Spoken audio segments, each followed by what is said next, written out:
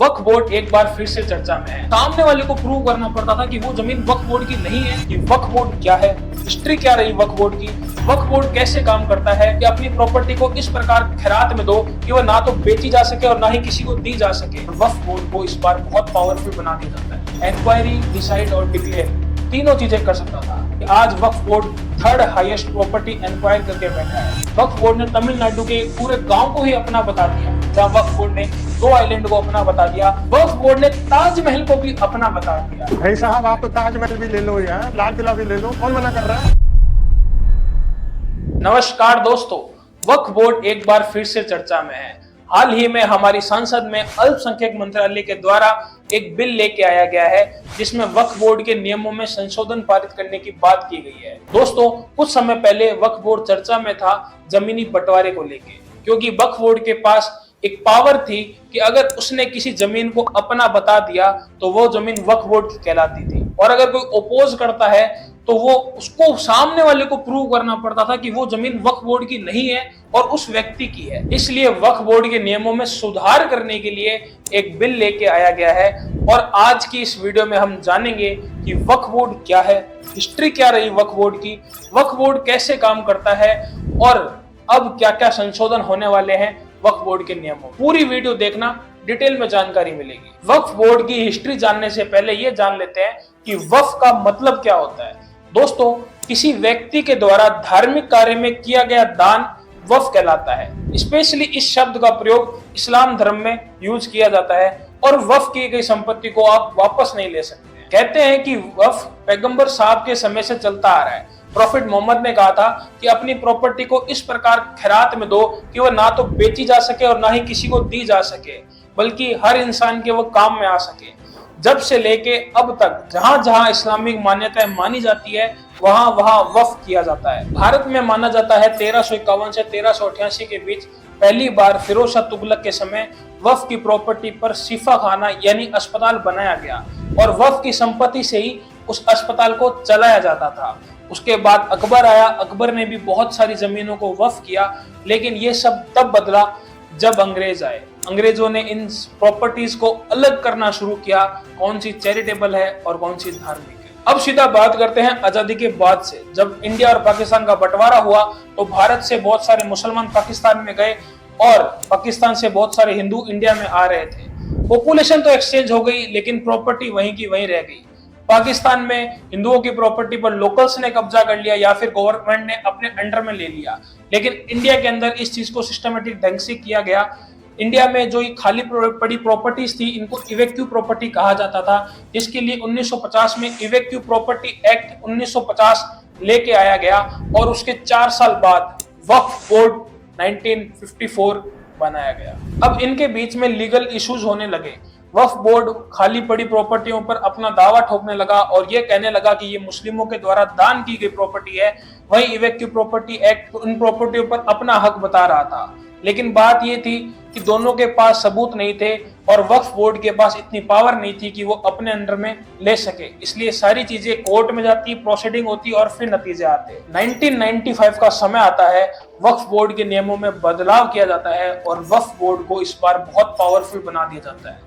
Section 40 के तहत वक्फ board inquiry, decide और डिक्लेयर तीनों चीजें कर सकता था। यानी कि किसी की प्रॉपर्टी को इंक्वायर करना हो, उस पर डिसीजन देना हो, और उसके बाद उसको डिक्लेयर करना हो कि ये प्रॉपर्टी वक्फ बोर्ड की है या नहीं है, उसके बारे में सब कुछ वक्फ बोर्ड के हाथ में था।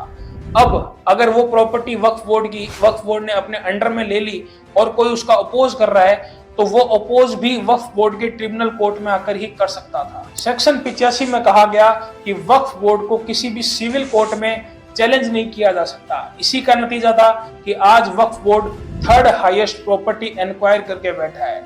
आर्मी, रेलवे के बाद वक्फ बोर्ड की प्रॉपर्टीज पूरे भारत में सबसे ज्यादा है। इतना ही नहीं, पिछले कुछ सालों में वक्फ बोर्ड ने इतनी मनमानी कर ली कि अब वक्फ बोर्ड के नियमों में संशोधन करना जरूरी था। सितंबर 2022 में वक्फ बोर्ड ने तमिलनाडु के पूरे गांव को ही अपना बता दिया।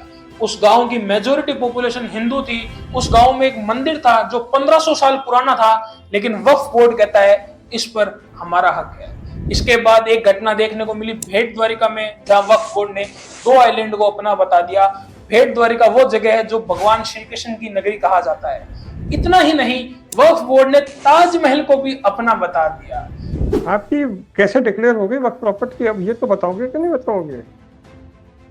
या आप एडमिट कर रहे हो कि डिक्लेयर नहीं हो सकती थी? कल को वो कुछ भी सरकारी दफ्तर को कह देंगे कि वक्त प्रॉपर्टी तो हो जाएगा। मेरा सीधा सा क्वेश्चन है, ब्लंट। भाई साहब, आप तो ताजमहल भी ले लो यार, लाल किला भी ले लो, कौन मना कर रहा है? या प्यार से क्वेश्चन समझ में नहीं आते आप लोगों को?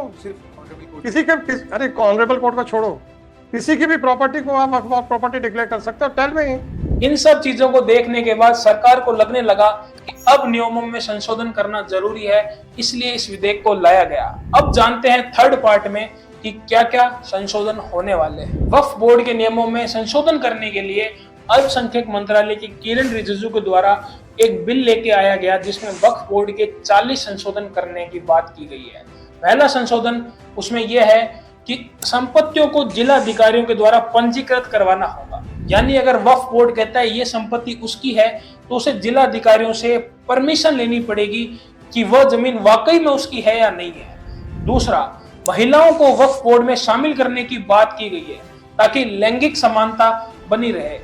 धारा 40, जिसके तहत वक्फ बोर्ड कहता था कि सारी संपत्ति मेरी है, और उसके बाद आप किसी ट्रिब्यूनल में जाके ये भी नहीं कह सकते थे कि ये जमीन उसकी है या नहीं, आप चैलेंज भी नहीं कर सकते थे। उस धारा 40 को पूरी तरीके से हटाने की मांग की गई है। मुस्लिम में कुछ कम्युनिटी ऐसी हैं, शिया, सुन्नी, बोहरा, इन लोगों को भी वक्फ बोर्ड में एम्प्लॉय बनाया जाए, ऐसी मांग की गई है। ऐसे टोटल 40 संशोधन इस बार इस विधेयक में रखे गए हैं, जिसकी मांग बीजेपी सरकार कर रही है। वक्फ बोर्ड के पुराने नियम और अब संशोधन होने के बाद जब नए नियम बनेंगे तो क्या क्या डिफरेंस आएंगे, एक बार इसको भी जान लेते हैं। पहले सेक्शन 40 रीजन टू बिलीव के तहत अगर वक्फ बोर्ड किसी प्रॉपर्टी पर दावा करता था तो उस जमीन पर दावा करने के लिए सिर्फ ट्रिब्यूनल में ही अपील कर सकते थे।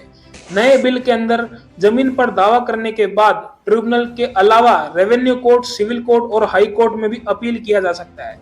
वक्फ बोर्ड ट्रिब्यूनल का फैसला आखिरी माना जाता था, उसे चुनौती नहीं दी जा सकती थी।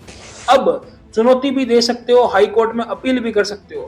किसी जमीन पर मस्जिद हो या उसका उपयोग इस्लामी उद्देश्य से किया जाता था तो वो संपत्ति ऑटोमेटिक वक्फ की मान जाती थी, पर अब जब संशोधन होगा तो ये दान की गई जमीन नहीं मानी जाएगी। उस पे भले ही मस्जिद बनी हो या वक्फ की संपत्ति नहीं मानी जाएगी। वक्फ बोर्ड में महिला और बतौर सदस्य अन्य धर्म के लोगों की एंट्री नहीं थी। वक्फ बोर्ड में अब 2 महिला और अन्य धर्म के 2 सदस्यों को भी रखने की मांग की गई है। आपको बता दूं, ये संशोधन बिल अभी जेपीसी को भेज दिया गया है, ज्वाइंट पार्लियामेंट कमेटी, जिसके तहत 10 राज्यसभा के सांसद, 20 सांसद होंगे लोकसभा के और 1 अध्यक्ष होगा। 31 मेंबर की कमेटी बनेगी, जिसमें विपक्ष के मेंबर भी होंगे और सत्तारूढ़ पार्टी के मेंबर भी होंगे। जिसके बाद इस बिल के ऊपर पूरी तरीके से विचार विमर्श किया जाएगा और एक निर्णय लोकसभा के अध्यक्ष को दिया जाएगा कि ये चेंजेस किए जा सकते हैं और ये नहीं किए जा सकते। इसके ऊपर डिटेल में बात की जाएगी। जब तक इस बात का कोई निर्णय नहीं आता, वैसे ही वक्फ बोर्ड कार्य करेगा।